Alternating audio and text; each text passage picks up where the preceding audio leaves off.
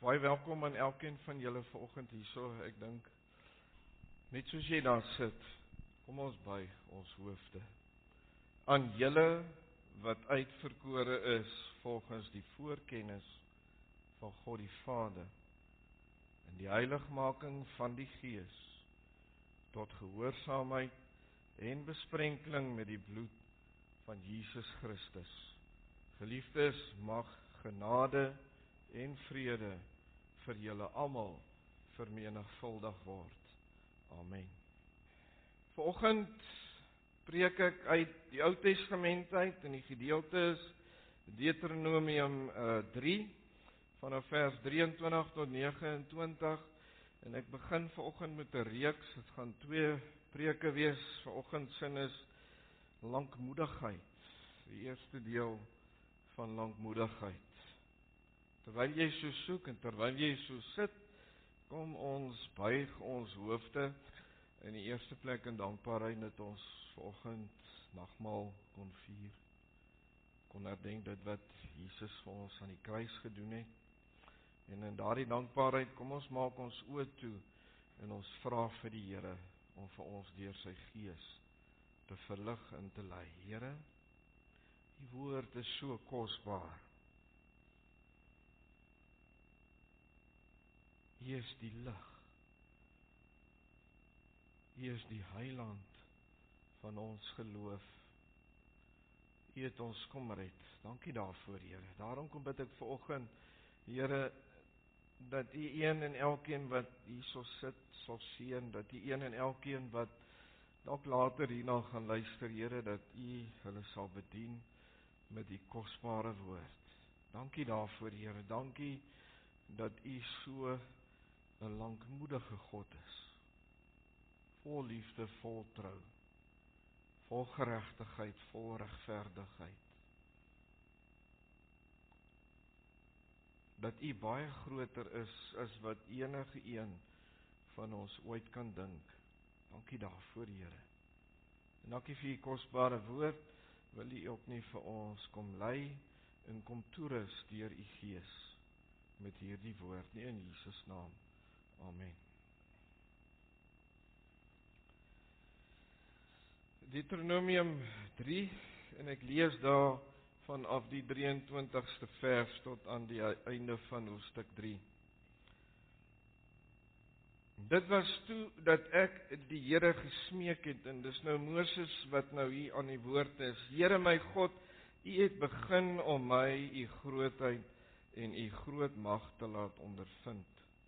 Watter God is daar in die hemel of op die aarde wat U magtige dade kan nadoen? Laat my tog nou deur die Jordaan gaan om hierdie mooi land te gaan bekyk. Die mooi bergwêreld en die Libanon. Maar deur julle toedoen het die Here destyds vir my kwaad geword. En daarom het hy nie nou my gebed verhoor nie. Hy het vir my gesê, jy het nou al genoeg daaroor gepraat. Moenie weer met my oor hierdie saak praat nie. Klim eerder Pisgaberg uit en kyk na die weste en die noorde, die suide en die ooste. Kyk daarna, want jy sal nie hierdie Jordaan oorsteek nie. Gee vir Josua sy opdragte, praat hom moed in en gee hom raad, want hy moet voor hierdie volk uit deur die Jordaan trek. En hy moet hulle die land wat jy sal sien in besit laat neem.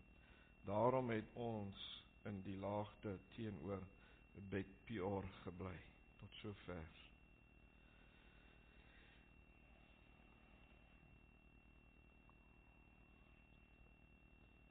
Lankmoedigheid.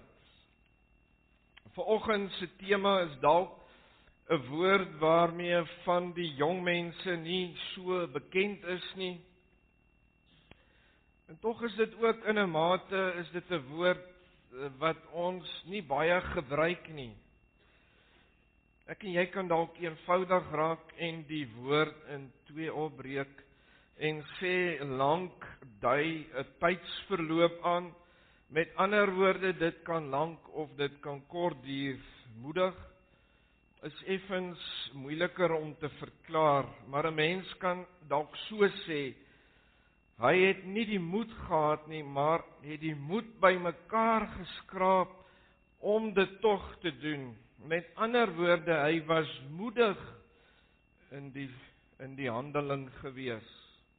As 'n mens dus lankmoedigheid in kort sou opsom, dan kan 'n mens sê, dis om baie geduldig te wees met ander mense. 'n Mens sou verder kon sê, dat so iemand toegeeflik is teenoor ander mense, en dan kan 'n mens ook sê, dat iemand is lankmoedig, of dalk sê, uitsonderlik verdraagsaam teenoor ander mense.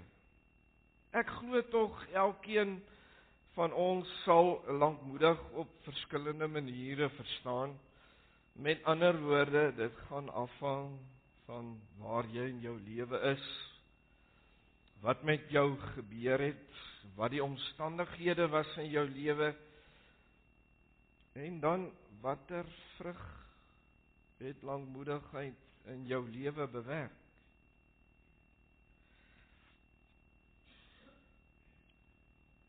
As 'n mens hierdie kort stukkie lees van die lewe van Moses, en dan veral vers 26, waar die ou vertaling sê, en julle weet dit is my persoonlike Bybelstudie, vers 26 sê, maar die Here het toornig op my geword, anders die Here het kwaad vir my geword, om julle ontwil, en die Here het my nie gehoor, wat hy daar vir die Here gevra het nie, maar die Here het vir Moses gesê, dit is genoeg. Moenie nog verder met my oor hierdie saak spreek nie. Moses is hier aan die einde van sy lewe, want ons sien in Numeri 31 dat die Here vir Moses die opdrag gegee het om voor die oë van Israel Josua as opvolger aan te wys en hom te salf. En in Numeri 34 lees ons dat nadat hy vir Josua gesalf het as leier, het God hom beveel om op die berg Nebo en veral op die Pisga te klim en vir oulaas die beloofde land te sien.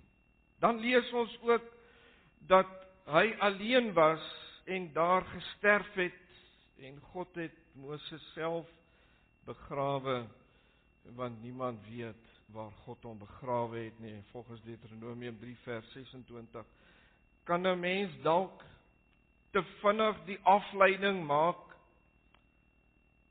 dat God dalk nie lankmoedig was teenoor Moses nie.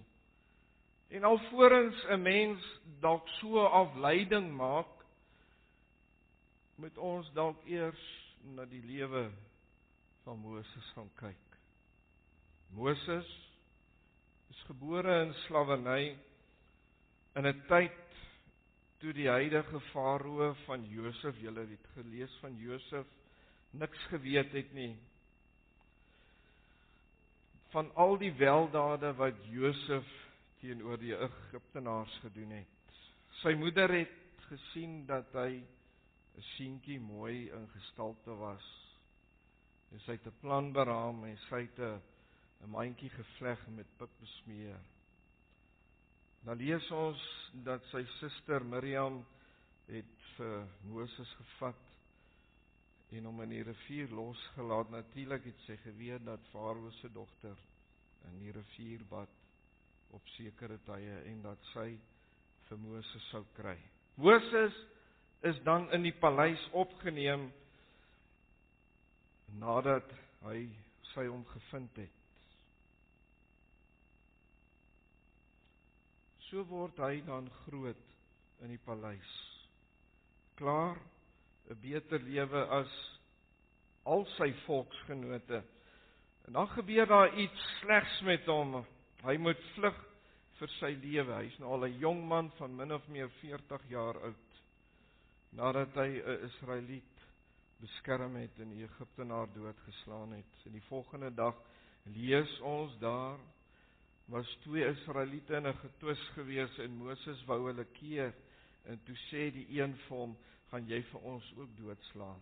Toe het Moses geweet, dit het sigbaar of dit het bekend geword en hy het gevlug. En hy vlug na Midian, die land van Midian, en hy by put aangekom en daar ontmoet hy vir Sipora, sy toekomstige vrou. Wat doen Moses daarso? Moses was verwaand gewees.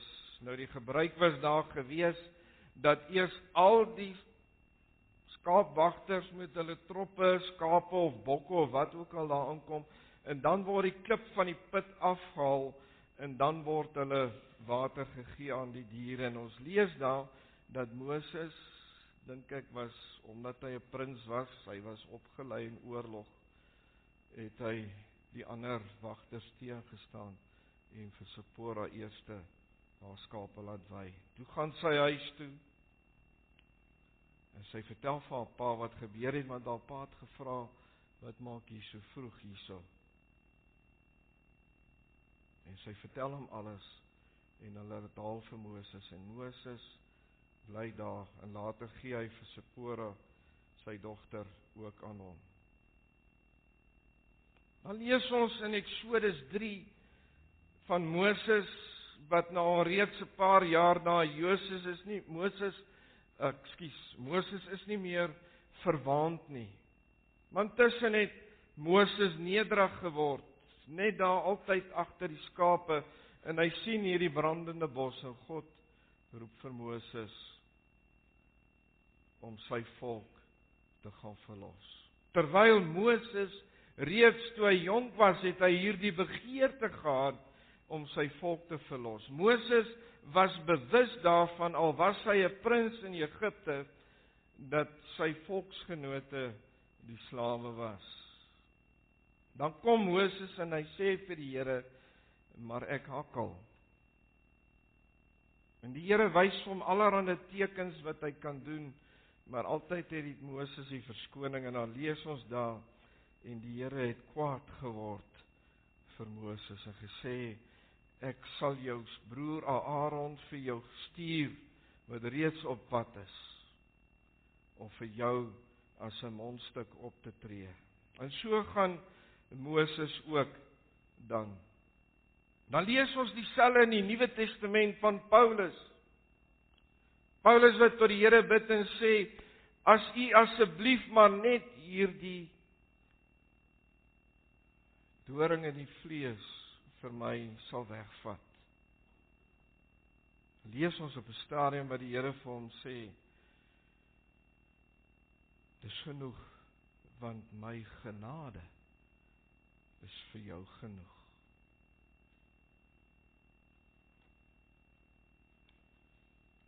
Moses besluit tog om te gaan. Dan lees 'n mens hierdie hele episode en die groot wonders wat God deur Moses en Aaron gedoen het. Julle ken die geskiedenis. Ek gaan nie te breedvoerig daaroor wees nie. So word Moses se karakter dan weer opgebou en groei sy vertroue meer in homself. Of nie meer in homself nie, maar in God. En gebruik God vir Moses om hierdie kragtige instrument in die lewe van Israel te wees en vir die Egiptenaars om te aanskou. Dan gebeur daar op hierdie pad na die beloofde land iets met Moses en Aaron. Nummer 20, by die waters van Meriba. Nou moet julle mooi self indink.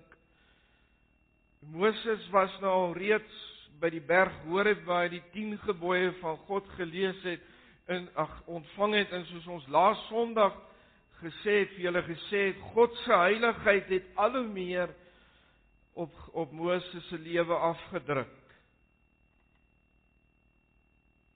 Nou moet julle self indink, Moses leef naby aan die Here In die heeltyd het hy hierdie volk wat murmureer in sy ore.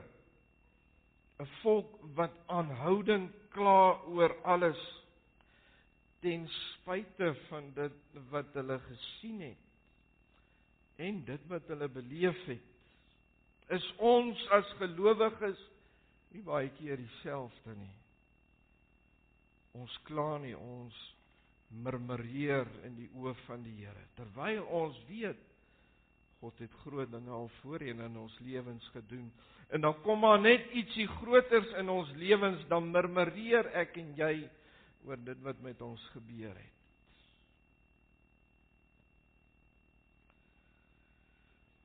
En dan lees ons hoe Moses kwaad geword het.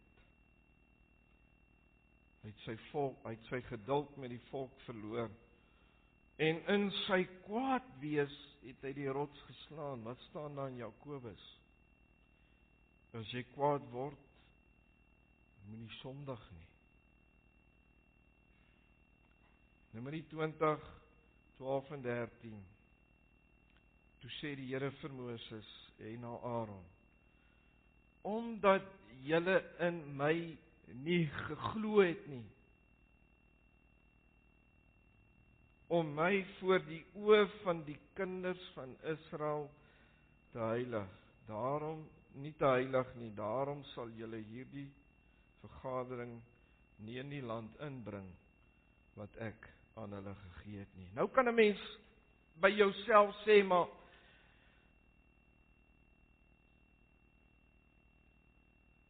dalk later word God sag, dalk sien die Here Moses se ware berou, want ons weet Moses het waarlik berou hieroor gehad, juis in hierdie gedeelte wat ek vanoggend vir julle gelees het. Dit is die waters van Meriba waar die kinders van Israel met die Here getwis het en hy hom onder hulle as die heilige laat ken het. Nou julle wat staan in Levitikus 10, toe Aaron se twee seuns die offer gebring het en die een 'n vreemde vuur gebring het, toe Moses vir Aaron antwoord: dit is in die wat naby my wil leef, dat ek my as die heilige wil laat ken. Weereens het God Moses geruk, ten spyte daarvan dat Moses, hoor mooi, dat Moses geleef het in die teenwoordigheid van God. Ons lees van Paulus, waar hy gereeld gebid het, 'n geesvervulde man, en tog het die Here die doring uit die vlees nie vir hom verwyder nie.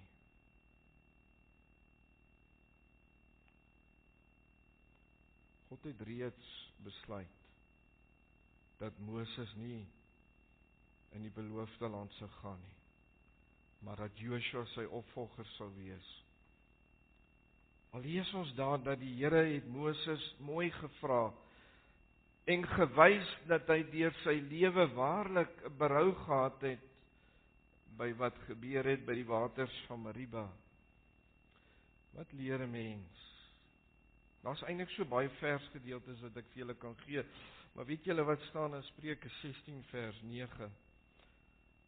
En dit is wat een en elke kind van God moet leer. Spreuke 16 vers 9 staan daar: die mens bedink sy weg, maar die Here rig sy voetstappe.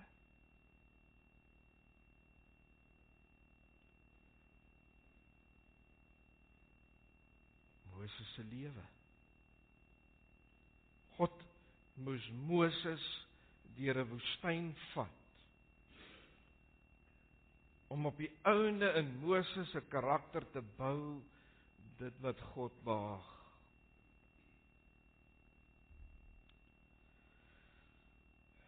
Beteken dit dat Moses nou 'n beter mens geword het? Of beteken dit dat Moses nou 'n beter mens sou word as God hom wel sou toelaat om die volk die beloofde land in te lei? Nee. Ten spyte daarvan dat God vasbesluit het dat Moses nie die een sou wees nie, het God se lankmoedigheid in Moses se lewe nog steeds die gewenste vrugte voortgebring. Hoor mooi wat ek nou vir julle sê. God is nie afhanklik van omstandighede om die gewenste vrug in ons lewe voort te bring nie. Al dink ons baie keer so, dat as ek net daar kan kom, dan sal ek so en so maak. God is nie afhanklik van omstandighede om ons te verander nie. En ons sien dit juis deur die lewe van Moses. Dit het die gewenste vrug in Moses se lewe voortgebring. En ons lees dit in die geleesde gedeelte, nadat God kwaad vir Moses gevra het, omdat hy aangehou vra het hy Moses dit aanvaar.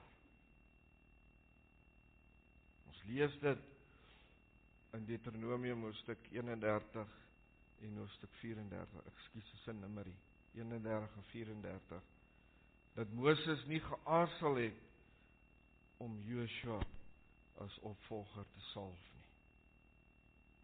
Moses het vrede gemaak toe God vir hom kwaad geword het en gesê het, dis genoeg, vra my nie meer oor hierdie saak nie. God het vas besluit dat dit is wat Moses gaan doen.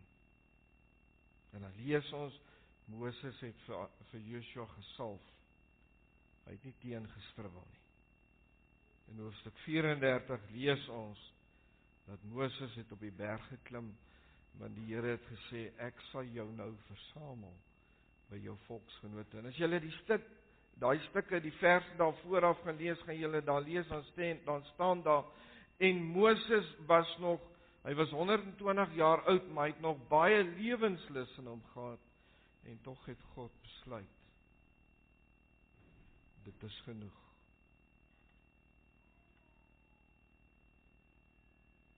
Was God nou minder lankmoedig met Moses gewees, toe hy nie in die beloofde land kon ingaan nie?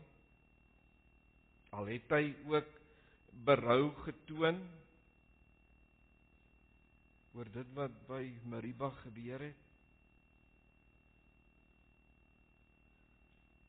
God het reeds die gewenste vrug in Moses se lewe het dit bereik.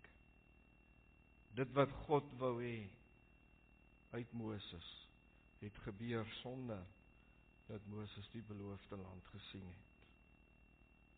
Soms werk die Here in my en jou lewe net so. Soms sê die Here ook, dis genoeg. Ek wil nie verder in hierdie saak met jou spreek.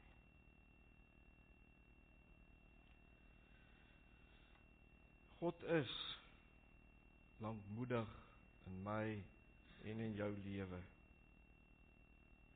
En God se lankmoedigheid kom nie na vore in omstandighede nie. God was nie minder lankmoedig met Moses toe hy gesê het, jy sal die beloofde land nie ingaan nie. God het 'n rede gehad, want Moses en Aaron het op daardie stadium God se heiligheid nie laat deurskemer na die volk toe nie. God het besluit.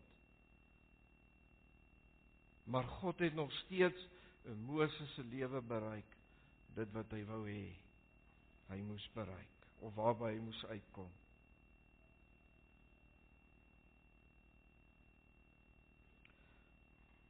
God se lankmoedigheid in ons lewens is nie afhanklik van omstandighede of wat ek en jy dink dit in ons lewe gaan bereik nie.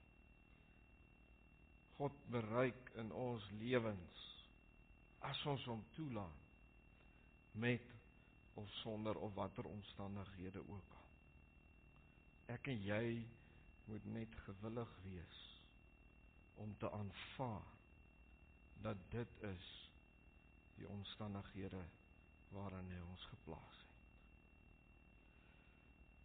Wil jy nie vanoggend die Here toelaat om sy vrug van lankmoedigheid in jou lewe te bewerk nie, ongeag jou omstandighede? Ek en jy kan beheer hê oor sekere dinge in die lewe, maar ek en jy weet, daar's dinge waaroor ons geen beheer het nie. En ons moet net vir God toelaat om in daardie omstandighede ons lewens te verander. Dit gaan per slot van rekening nie oor ons nie, dit gaan oor hom. En die Here is besig om vir jou voor te berei, nie vir hierdie tyd hier nie, hierdie is die tydelike. God is besig om jou voor te berei vir die ewige by hom. Kom ons buig ons hoofde. Here, ek dink baie keer verstaan ons as u kinders u lankmoedigheid nie so lekker nie, want ons lees in die lewe van Moses en van Paulus toe u vir hulle gesê het, genoeg is genoeg.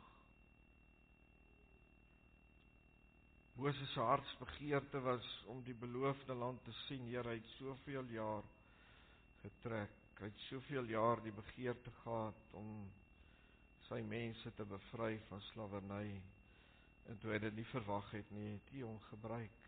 En op hierdie pad wat hy al nader na u toe gekom het, Here,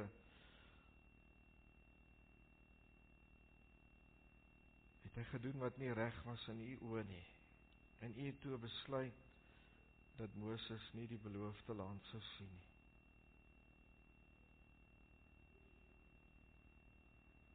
Teken dit, Here, dat u minder lankmoedig was? Nee. U het in Moses se lewe gewerk en bewerk dit wat u wou gehad het, ongeag die beloofde land.